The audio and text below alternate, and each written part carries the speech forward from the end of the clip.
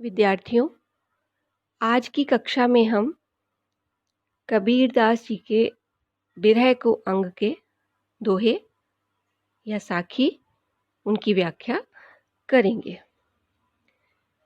विरह को अंग में स्पष्ट है कि विरह से संबंधित दोहे हैं और यह विरह आत्मा और परमात्मा के बीच का विरह है, साधारण मनुष्य का नहीं।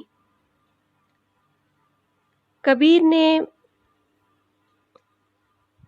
अपने दोहों में विरह के वर्णन का भारतीयता के अंतर्गत निर्वाह किया है। इसमें आत्मा विरहिणी है, पत्नी है, और परमात्मा पुरुष है, पति है। अर्थात आत्मा और परमात्मा के बीच में पति पत्नी का संबंध है। आत्मा पत्नी के रूप में है और परमात्मा पति के रूप में है। आत्मा अपने कर्मों को पूरा करने के लिए, कर्मों के भोग को पूरा करने के लिए, कर्मों के लेन देन को पूरा करने के लिए परमात्मा रूपी पति से वियुक्त होकर, अलग होकर पृथ्वी पर आ गई है और इस कारण वह अपने पति से, परमात्मा से अलग है, दूर है, वियोग में है और इस विरह में निरंतर उसको याद करती हुई उससे मिलने का प्रयत्न करती है। यह विरह भाव कबीर के दोहों में स्पष्ट हुआ है।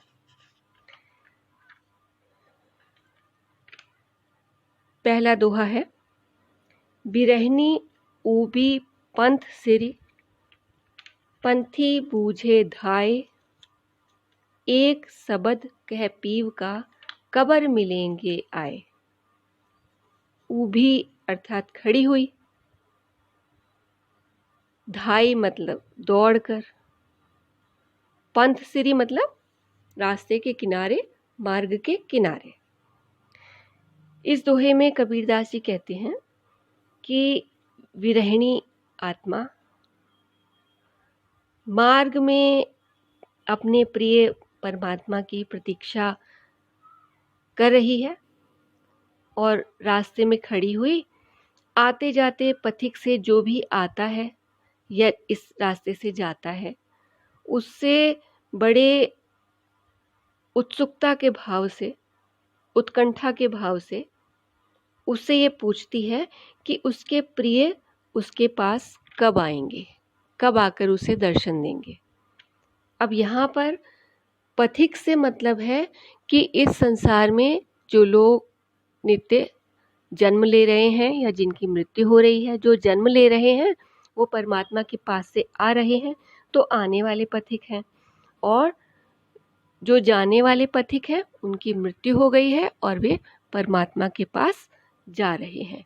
इसलिए यहाँ पर कवि का आशय है कि विरहिणी आत्मा अपने प्रिय की प्रतीक्षा में है, परमात्मा की प्रतीक्षा में है और मार्ग पर खड़ी हुई आने जाने वाले हर पथिक से, अर्थात जो जन्म ले रही हैं वे आत्माएं, जो परमात्मा के पास से आ रही हैं वे आत्माएं, और जो परमात्मा के पास जा रही हैं, जिनकी मृत्यु हो गई है, वे आत्माएं, उन सब आने जाने वाली आत्माओं से, उन सब आने जाने वाले पथिकों से, राहगीरों से विरहिणी आत्मा अपने प्रिय के आगमन का समाचार पूछती है। एक सबद कह पीव का, कबर मिलेंगे आए, कि वे उसे एक बात बस ये बता दें कि उसके प्रिय, उसके परमात्मा उससे कब आकर मिलेंगे, उससे भेंट कब होगी, यह जानना चाहती है हर आने जाने वाले पथिक से। यहाँ पर इस दोहे में विरह की तीव्रता प्रकट होती है कि विरहिणी आत्मा हर आने जाने वाले से भाग कर, धाय मतलब भाग कर पूछती है, दौड़ कर पूछती है कि कब उसके प्रिय उससे आकर मिलेंगे, कोई तो उन्हें समाचार दे दे कि कब उनसे भेंट होने वाली है।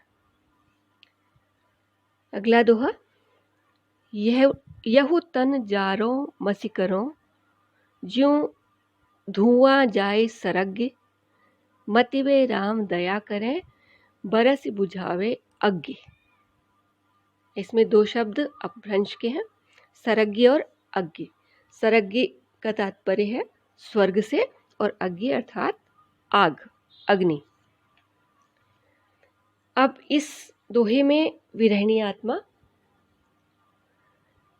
विरह के असहनीय दुख में है, असहनीय कष्ट है, ऐसा कष्ट विरह का जो उससे सहा नहीं जा रहा है, और उसके मन में इस अवस्था में यह इच्छा होती है कि मैं स्वयं को नष्ट कर दूं, मैं खुद को मिटा दूं, ताकि मिटने के बाद मेरा उस परमात्मा से मिलना हो सकेगा। कि जब तक मैं जीवित हूँ तब तक तो परमात्मा के दर्शन, प्रिय के दर्शन हो नहीं रहे, प्रिय से मिलन हो नहीं रहा, तो निश्चय ही अगर मैं स्वयं को नष्ट कर दूंगी तो मैं जाकर उनसे मिल सकूंगी, उनसे मेरा मिलन हो जाएगा। तो विरहिणी आत्मा कहती है कि मेरी यह इच्छा हो रही है, विरह के इस असहनीय दुख के कारण मेरी यह इच्छा होती है कि मैं यहु तन जारो मसी करो। मसी मतलब राख, स्याही, राख। कि मैं अपने इस तन को जलाकर, अपनी इस देह को भस्म करके मैं उसको राख बना दूं। ज्यों धुआं जाए सरग्गे, इससे क्या होगा कि जलने से मेरी देह का, मेरी अस्थियों का जो धुआं उठेगा वो ऊपर जाएगा, आकाश में फैलेगा, ऊपर उठेगा, और संभव है कि वह प्रिय तक जाए, परमात्मा तक जाए, और मतिवे राम दया करें। तो इससे हो सकता है कि वे दयालु राम अर्थात परमात्मा इसमें दया भाव से भर उठे, मुझ पर कृपालु हो जाए, मुझ पर दया कर दे, और अब बरस बुझावे अग्नि, और वे अपनी कृपा दृष्टि के जल से मेरी इस विरह की अग्नि को बुझा दें। अर्थात विरहिणी आत्मा कह रही है कि मैं तो अब यह सोच रही हूँ कि अपनी देह को जलाकर मैं राख कर दूं, और मेरी देह के जलने से जो धुआं उठेगा वह ऊपर जाएगा, स्वर्ग तक जाएगा, परमात्मा तक जाएगा, प्रिय तक जाएगा। तो हो सकता है कि उन्हें मुझ पर दया आ जाए और वे अपनी कृपा दृष्टि के जल को बरसा दें, ताकि मेरी ये विरह की अग्नि नष्ट हो जाए, समाप्त हो जाए, मेरा ये विरह, मेरा ये दुख दूर हो जाए। अगला है, पूत पियारो पिता को, गोहन लागा धाय, लोग मिठाई हाथ दे, आपन गया भुलाए। गोहनी मतलब साथ में, आपन मतलब अपनापन, अपनापा, पूत पुत्र। इस दोहे में, इस साखी में कबीरदास जी कहते हैं कि आत्मा रूपी पुत्र अपने पिता अर्थात परमात्मा के प्रेम के कारण उसके साथ ही दौड़ पड़ा। अब यहाँ पर आत्मा की कल्पना एक छोटे से बच्चे के रूप में, छोटे बालक के रूप में, पुत्र के रूप में की गई है।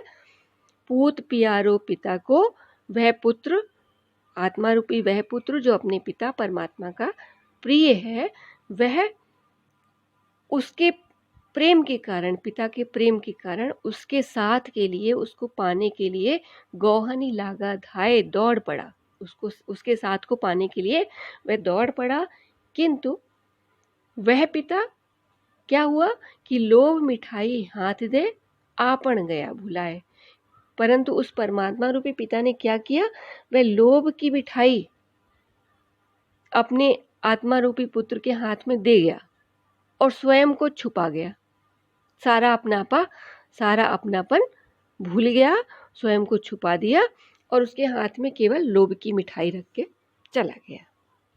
अर्थात कवि कहना चाहते हैं कि आत्मा अपने स्वाभाविक प्रेम के कारण अब परमात्मा से मिलना चाहती है, परंतु परमात्मा क्या करते हैं कि वे आत्मा को लोभ का व्यवधान दे देते हैं, लोभ की मिठाई दे देते हैं, लोभ में डाल देते हैं और साधक की दृष्टि से ओझल हो जाते हैं।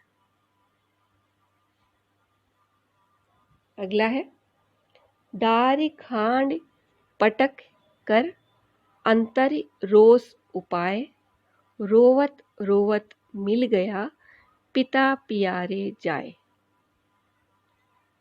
पिछले दोहे के क्रम में ही इसका अर्थ भी लिया जाएगा कि परमात्मा रूपी पिता तो बालक के हाथ में, आत्मा रूपी बालक के हाथ में, पुत्र के हाथ में लोभ की मिठाई देकर खुद छिप गया। लेकिन जब आत्मा रूपी पुत्र ने देखा कि पिता तो मुझे बहला गया, लोभ की मिठाई देके छुप गया और इस लोभ की मिठाई में कोई तत्व नहीं है, ये तो निस्सार है, ये तो सारहीन है, लोभ की मिठाई तो सारहीन है। तो उस आत्मा रूपी पुत्र ने इस लोभ की मिठाई को दूर फेंक दिया, उसको फेंक दिया, उसका त्याग कर दिया कि ये तो निस्सार है, इसमें कोई सार नहीं है।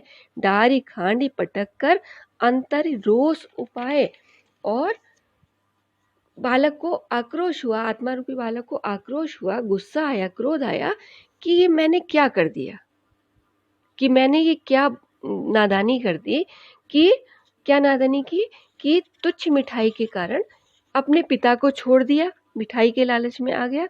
रोवत रोवत मिल गया पिता पियारे जाए। और क्या हुआ कि इस वियोग में वह पुत्र, आत्मा रूपी पुत्र पीड़ा का, वेदना का, दुख का अनुभव करके रोने लगा और इतना रोया कि रोते रोते अपने पिता परमात्मा के पास में पहुंच गया। अर्थात पिता प्रभु है, प्रभु या परमात्मा रूपी पिता अपने बालक के हाथ में लोभ की मिठाई देकर छुप गया। और बालक को जब अपने इस छले जाने का पता चला कि मैं बेकार प्रलोभन में आ गया और इस मिठाई के लोभ के मोह में फंसकर मैंने अपने परमात्मा रूपी पिता को खो दिया, तो उसे स्वयं पर क्रोध आया, आक्रोशित हुआ और उसने गुस्से में उस मिठाई को, लोभ की मिठाई को फेंक दिया, उसका त्याग कर दिया और रोने लगा। गहन पीड़ा होने लगी, गहन वेदना होने लगी और इतना रोया कि रोते रोते वह आत्मा रूपी बालक, आत्मा रूपी पुत्र अपने पिता प्रभु के पास जा पहुंचा।